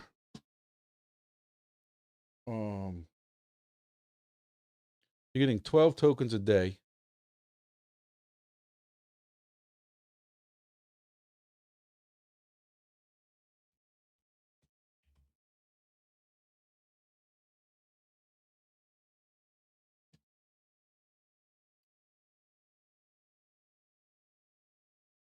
You're making 12 tokens a day. So you're getting a dollar. So it's $1.50. So half of $1.50 is what? 75 cents? I know I failed college math, but y'all can correct me if I'm wrong. So you're making $1.50 right now for the next 3.5 months. Then you're going to 75 cents. Then for the next 12 months, let's just say the price freezes. It's been 12 cents for some time now. You know, let's see. A month ago it was 12 cents. So it's been about 12 cents, 13 cents, 13 cents, 12 cents since last October. and kind of sideways. Um, it was up to 19 cents, but then 14 cents before that. You can, but this is crypto on a whole. This isn't not me knocking GeoNet at all. I'm just trying to be realistic. So we're gonna play around with the 12.5 cent number. Come 3 months from now, you're making 6 tokens. 6 tokens is 76 cents. 12 months later, which is 15 months from now, then you're making 3 tokens. So you're down to 38 cents. A year from that, which is now 2.5 years down the line, now you got 1.5 tokens a day, which is today's price of 19 cents. You see my concern with, I'm wondering, again, I'm spitballing here at this point. I'm wondering if GeoNet's going to have to come up with something a tad, my thing is, I've always had this attitude, and I think what hurt Helium too is you still need to lure new blood. That's the word. I know that sounds kind of cheesy, but new blood into the project. Some people, Helium, I'm going to use Helium. As my devices get broken, I'm not buying a Helium to replace it. Now, if I was making, $2 or $3 a day still on one device, I would buy another Helium and replace it. But when I'm making literally 3.5 cents, look, I'm getting 20 and 25 witnesses still. So it ain't like I'm hurting for witnesses. Maybe about 20 witnesses a day. I'm still getting 3 cents a day. I'm not replacing my devices as they go out. You need this new blood to come in. As somebody's GeoNet device goes out because of lightning surge or something happens to it, squirrel pees in it or something like that, and you're making, you're making, what are you right now? So 76 cents a day. Are you buying a new GeoNet station? Knowing that that's going to be well over 600, 700 days, that's 2 years. Most going to be more than 2 years. Some people are going to say yes. Some people are going to say yes. Some people who are new are going to say no. And then you're not going to have that fresh blood. So in 4 or 5 years, if you don't have stations contributing, what does the project have? I don't know. Hey, look, this is just me spitballing concerns and ideas out there. I just feel like nowadays I have to have precautions. I don't know.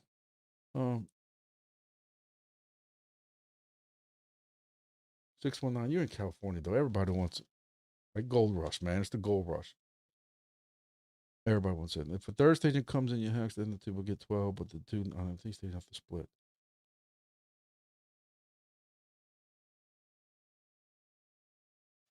Having unlimited supply of devices was the reason HNT was a booming project. I think that's that sarcasm because I think 619 would argue about the unlimited supply of devices. 619 says, "Oh, what the f having so soon?" Yes, GeoNet has a yearly halving. Every year, July 1, their token reward halves. That's worse than Helium. And where Wingbits doesn't have a halving, they got some other kind of algorithm that I can't even try to explain right now, but it's nowhere as bad as a halving. Maybe it's like a slight reduction in rewards that you're splitting or something like that. And I just think yearly halvings are laziness. They know they can't give out the same amount of tokens every year. They eventually got to get to nearly zero. But if some of these other projects can do a halving every 2 years, you should be able to do a halving every 2 years.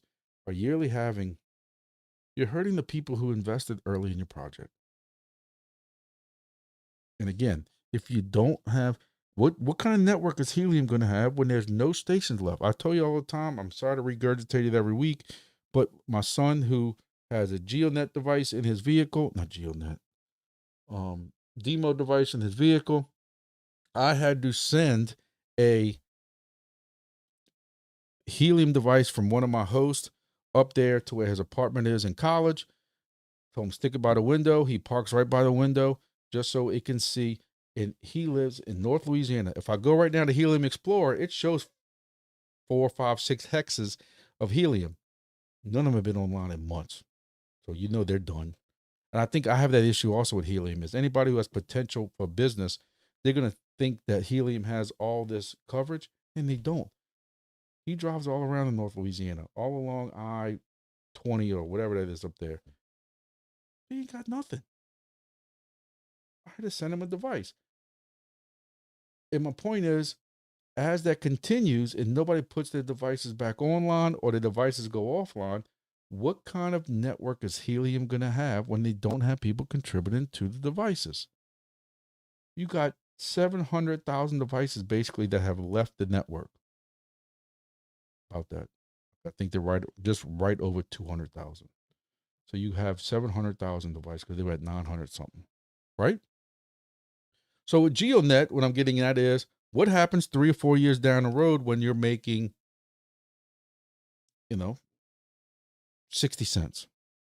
Because while it might be 35 cents, I'll play along with y'all's games.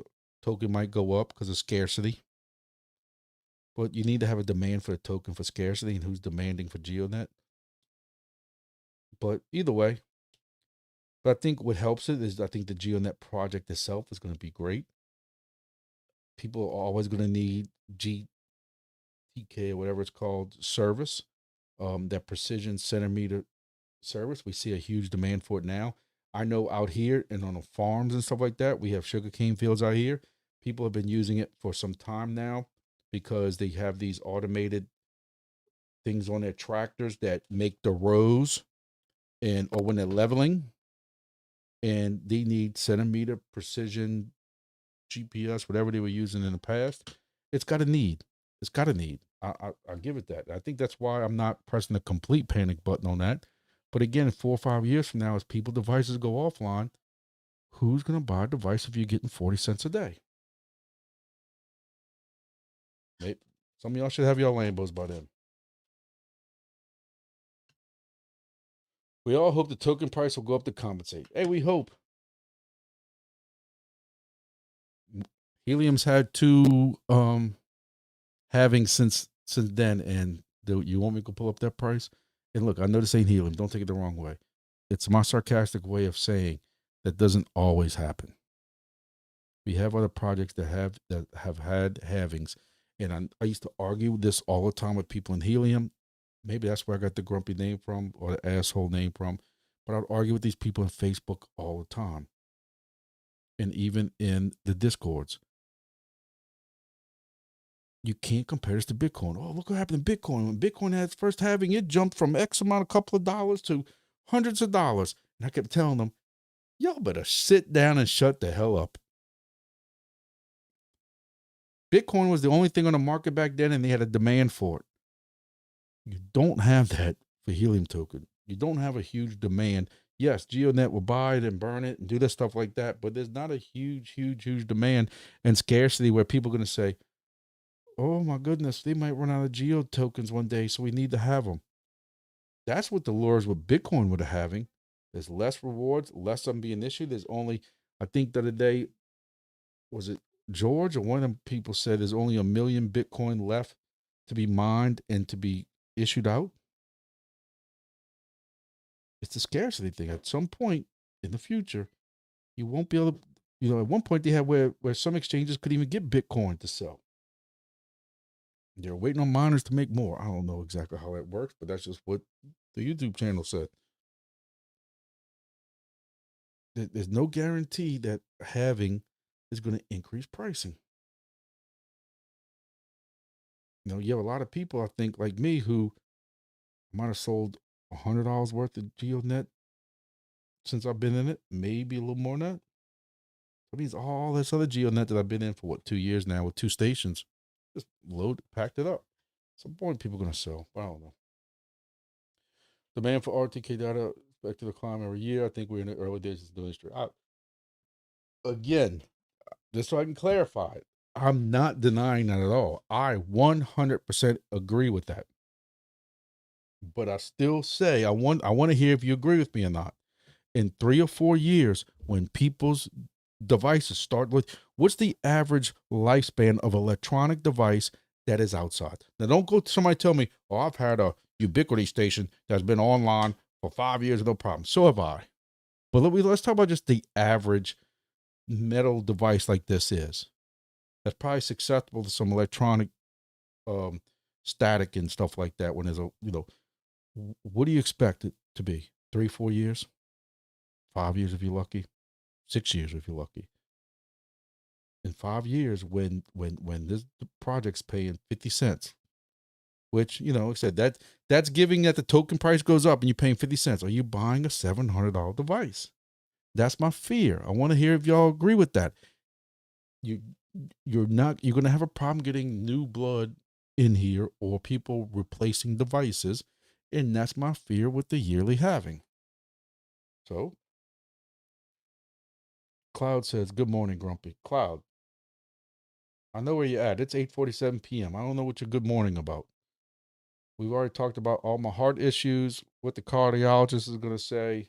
We've had a huge, 5, 6 people left when I started making this a mesh core video the first 5, 10 minutes while I waited people to come in and talk about everything we've been doing in Louisiana with mesh core. And you good morning to me.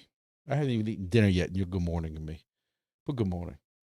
Helium failed on so many fronts. Mesh core is fixing all that as a hobby project. Listen, the biggest failure Helium IoT had was 5G.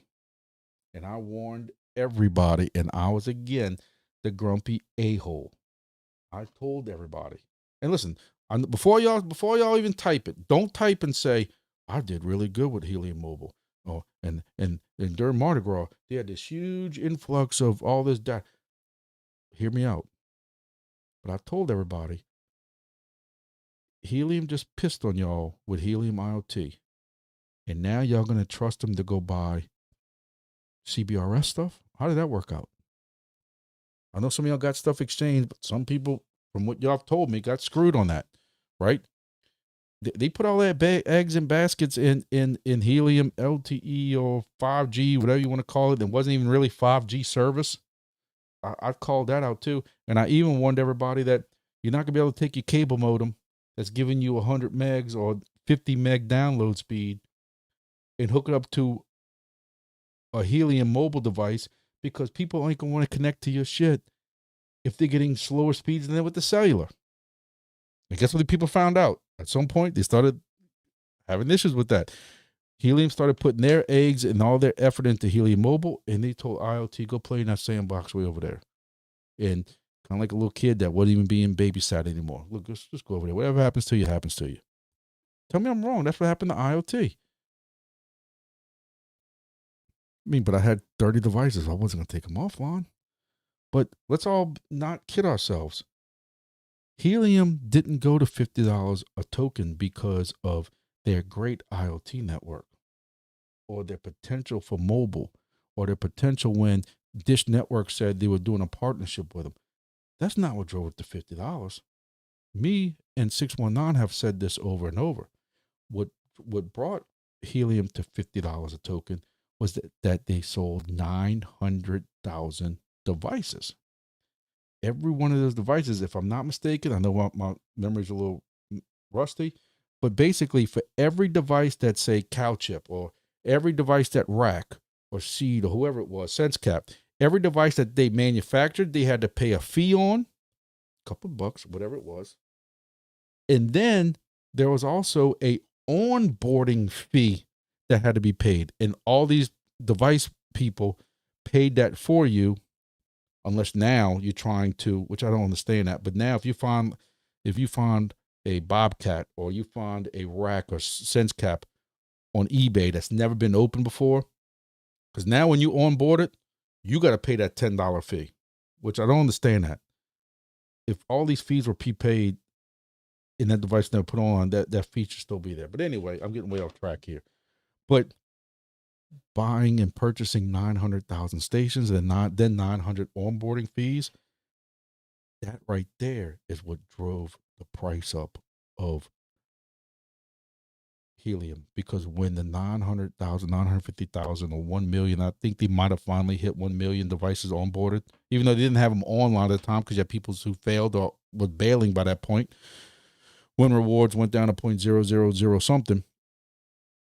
But that many devices going online is what brought that price up. And when it got to 900 something thousand devices, that's when it mellowed out. And when nobody was putting stations on online no more, that's when this happened. Tell me I'm wrong. It was nothing to do with how great the network was, IoT or mobile side. COVID, shortage, onboarding fees, FTX, Vasco video. I think also what happened was they come out with DIY devices at first, and I missed that part of it. But yeah, people did a bunch of DIY. Then they came out with the first generation devices. That's what I bought. And then the only way to get that, you had people who were then bragging online. Not this was even before Vosk. I was in it before Vosk. I was in it when there was only like 20,000 stations on there. But you had people start rumbling about helium, showing what they were making, and people like me who I had to go in with two buddies. I didn't have $5,000 to spend. You buy one of these first generation helium devices from Rack, you throw it online, and you made $5,000 in 17 days. And you had all the, that's when they had some kind of FCC hold and FCC licensing. And what it is it kind of built anticipation up because everybody knew, hey, these guys on helium making $5,000 in 17 days.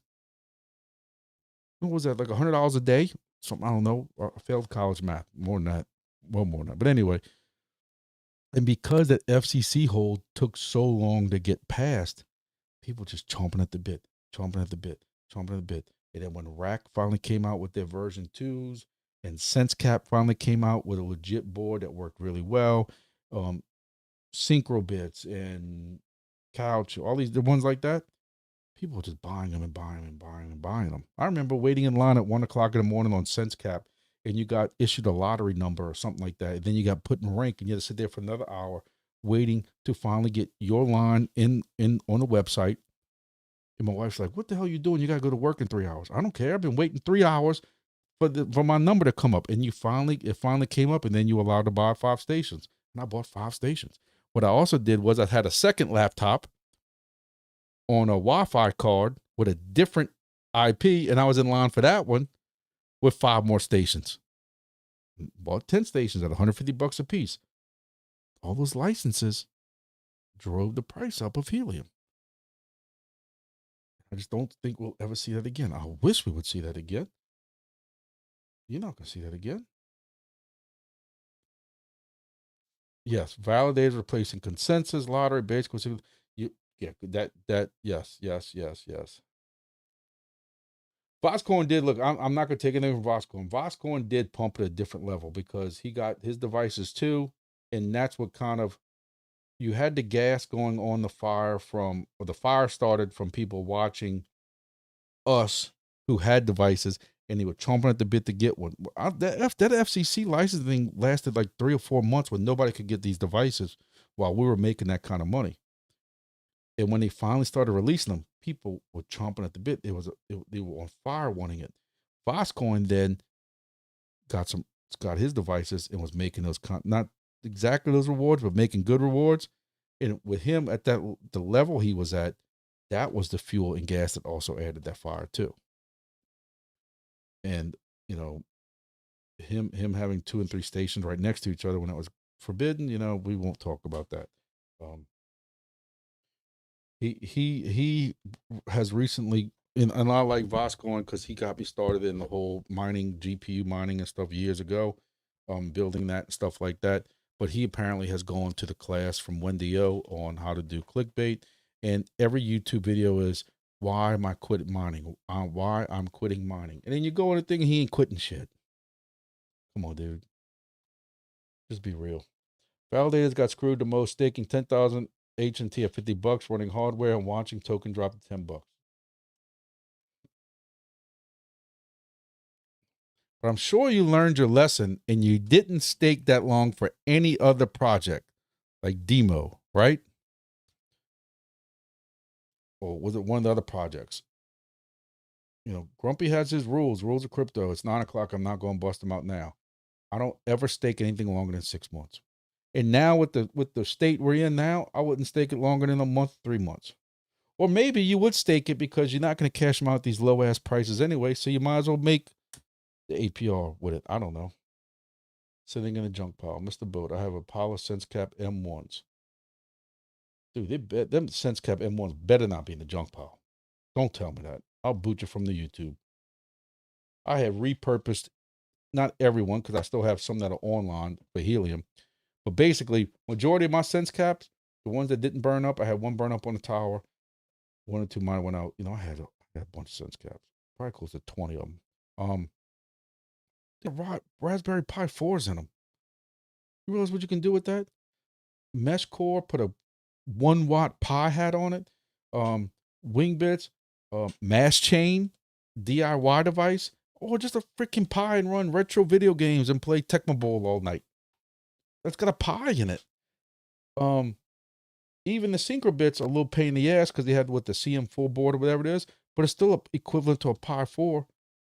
I'm running DIY Wingbits devices on Synchro bits. When they had a certain third party OS that had their shit together, you had where you can run helium along with Wingbits, along with grass at one point, and you could run it with EarnApp and these other ones. It was great. Like all good things, something comes to end, and that third party lost their way. We won't discuss that there because I was friends with those guys, but basically what happened was the third party app couldn't stay online, constantly crashed, and it knocked you off a tail scale. So you had to go visit your host an hour away to do anything. Basically put a whole new SD card in it, and you had to make a decision. Am I running helium on this, or am I running Wingbits, EarnApp, and whatever else I want to run? I'll tell you what I've been making with EarnApp. I'm running Wingbits, Toodaloo grass, helium.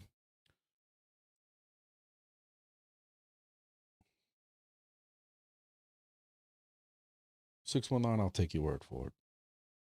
I'm not gonna find out. I got one that went offline. I had almost, I want to say 10 of them online. I think I got 3 left still running it, and another one just went offline. So I might have one still running it. Another one has been offline for a while.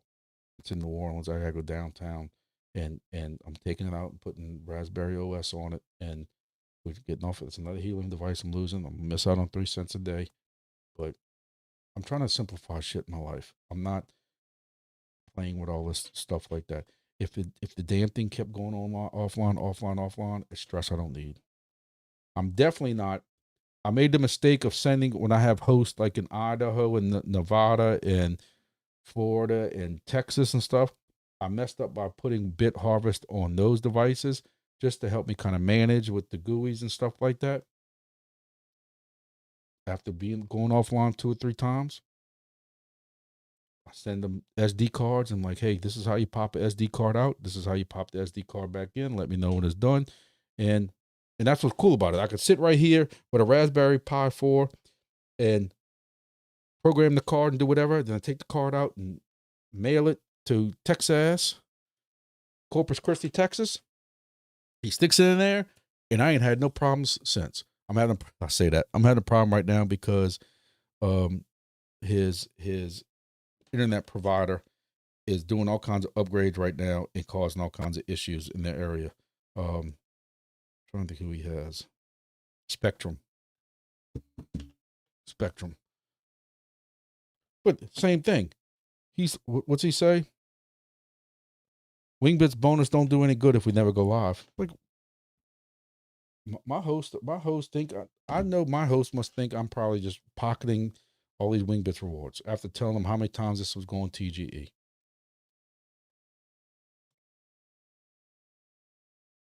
And I say that, and out the other side of my mouth, face, I'll say, I don't know if I want to go on TGE or not. Crypto sucks right now, and at least I'm making 25% rewards, whatever the bonuses are.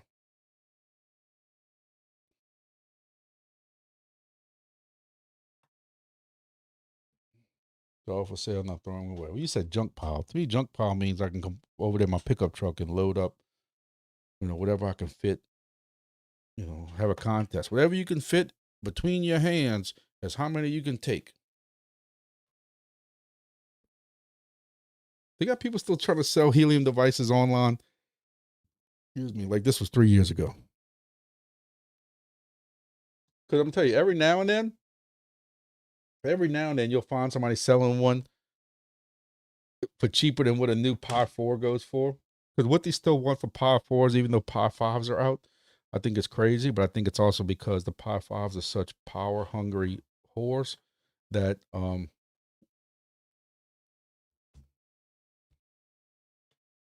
people don't want to take that chance.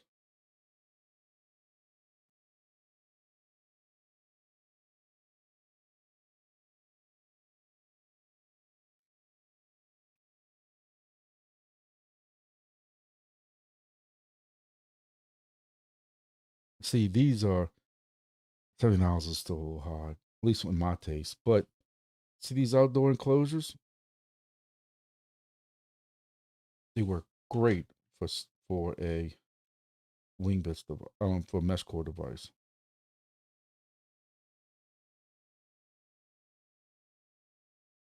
Like, who's paying for this? Well, Freedom 5. Well, how did that work out? Sense cap, brand new, sealed. Buy it now. I might offer him $25 for that.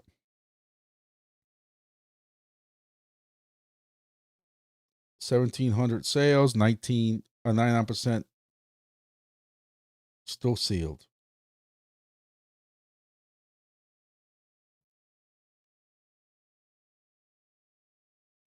That's not that bad of a price. This right here is a joke.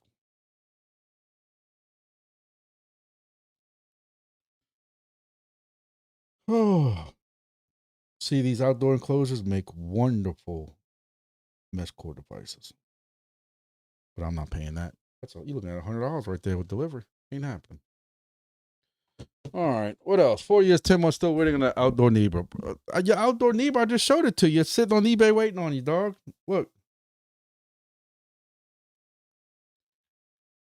Yep. I had 3 outdoor Nebras. Unfortunately, I've lost them all.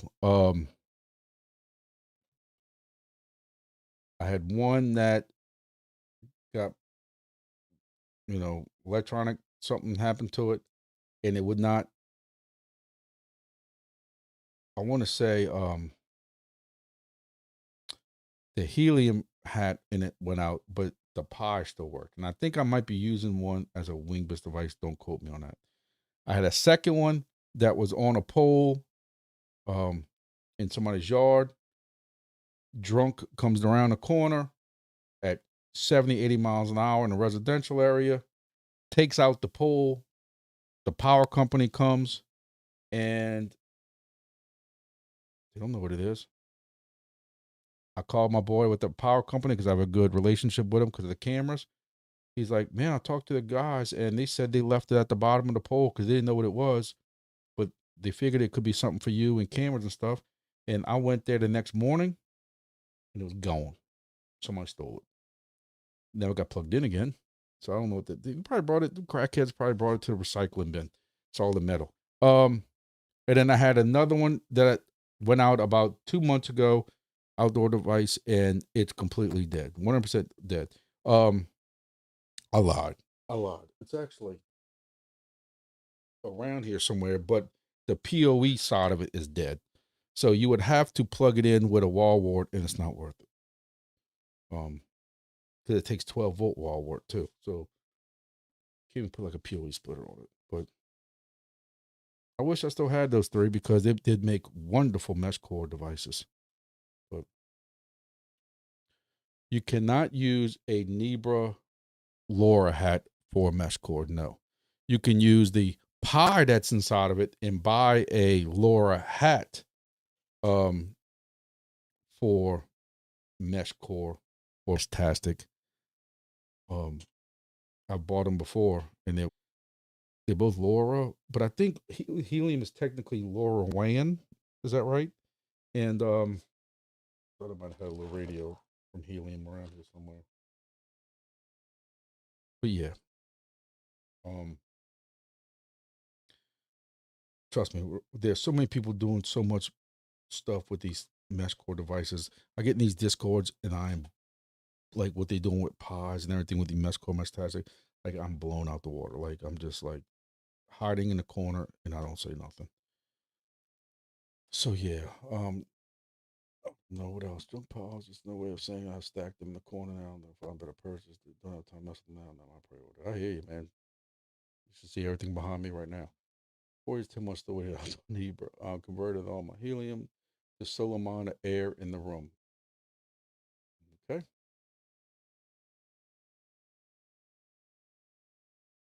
Grumpy's taking all our tokens. Tokens from Grumpy's taking all our tokens. From what? Wingbits? Having hosts that don't know what they're doing is a problem. It's on. Please don't even start on that one. Trust me, I got horror stories.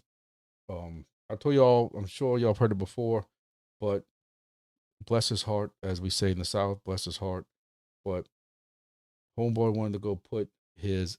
It's in Florida. I only have it there so I can be called the Gestapo of the Gulf, Godfather of the Gulf, because now I have the whole Gulf covered. So I wanted to put a station in Florida. He used to be really involved in a live and whatever like that. He put it in there for me. It was a piss poor setup from day one. I get maybe 30 wings a day, 20 wings a day, maybe. And last year, and during the wintertime, he actually leaves the house to let, I guess it's the Airbnb, to let snowbirds, whatever you want to call them, from up north take over his house. And so before he leaves, he decides to go and put it on a higher pole that he had outside. And he goes and buys like 30 or 40 feet of this cable that is about this thick. I don't even know what it is. RG 195 or something. And he's so proud. And he's an older guy, he's so proud. And he tells me how, yeah, man, I went and raised it. Like it's up like 20, 30 more feet, man. Our reward should be great. And the reward's cut in half. And you're trying to explain this to him, and he don't understand that you got so much loss now. And I know what's going to happen when rewards come out. He's going to lose it because he thinks he's doing all this great. And I've tried to tell him, this is how many rewards we're getting a day, and we're splitting that with what we agreed upon. Part of me says I'm getting so little with him, I might even just give him 75%, just so I don't have to hear it from him. He might still complain and bitch about that. So yeah, look, I got some hosts that are real good, and I got some that not so good. I had to. I know I got 15 Wingbit stations. I had to spread them out. I had to get them out of Louisiana. I had to spread them out.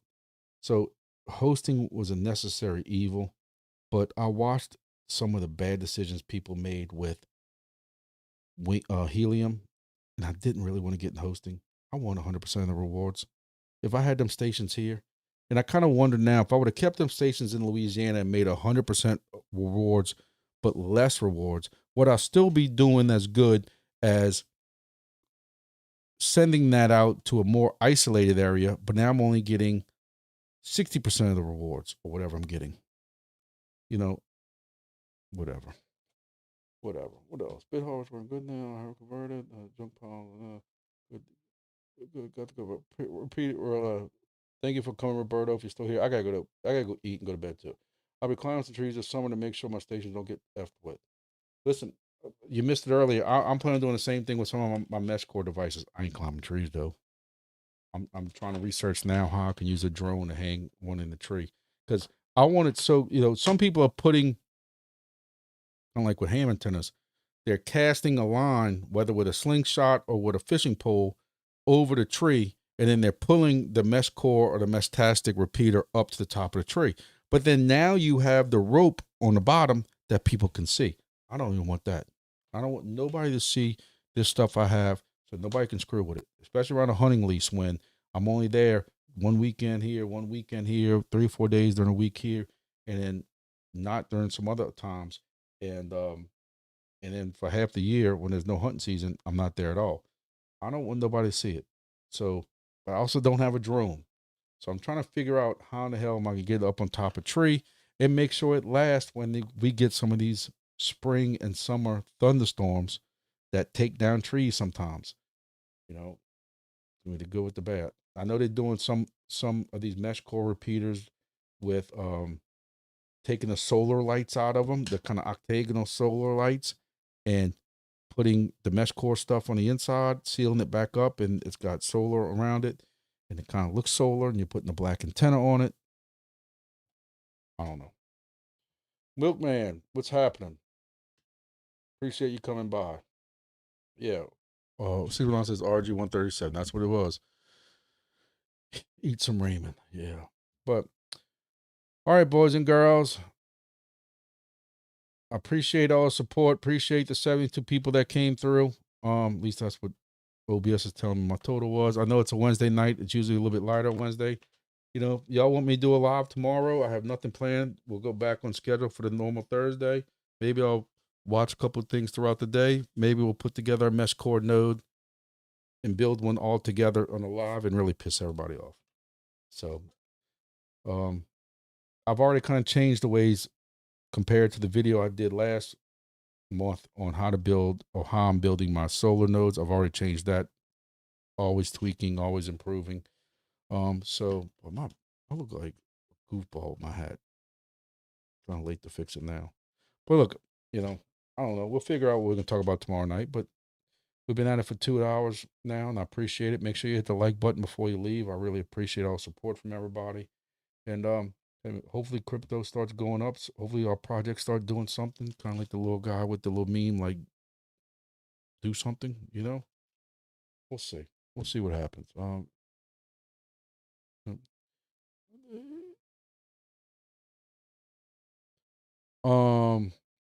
I am using 10,000 milliamp hour batteries in my nodes. Um, some of them are running two radios, mesh core and mesh tastic. I'm trying to run bigger solar, 13-watt solar panels in those to keep them up. So far, knock on wood, even with 2 or 3 gloomy days, I have not had. I think the lowest I might have ever seen one of mine after like 3 gloomy days was like 79%. But that's with 2 radios.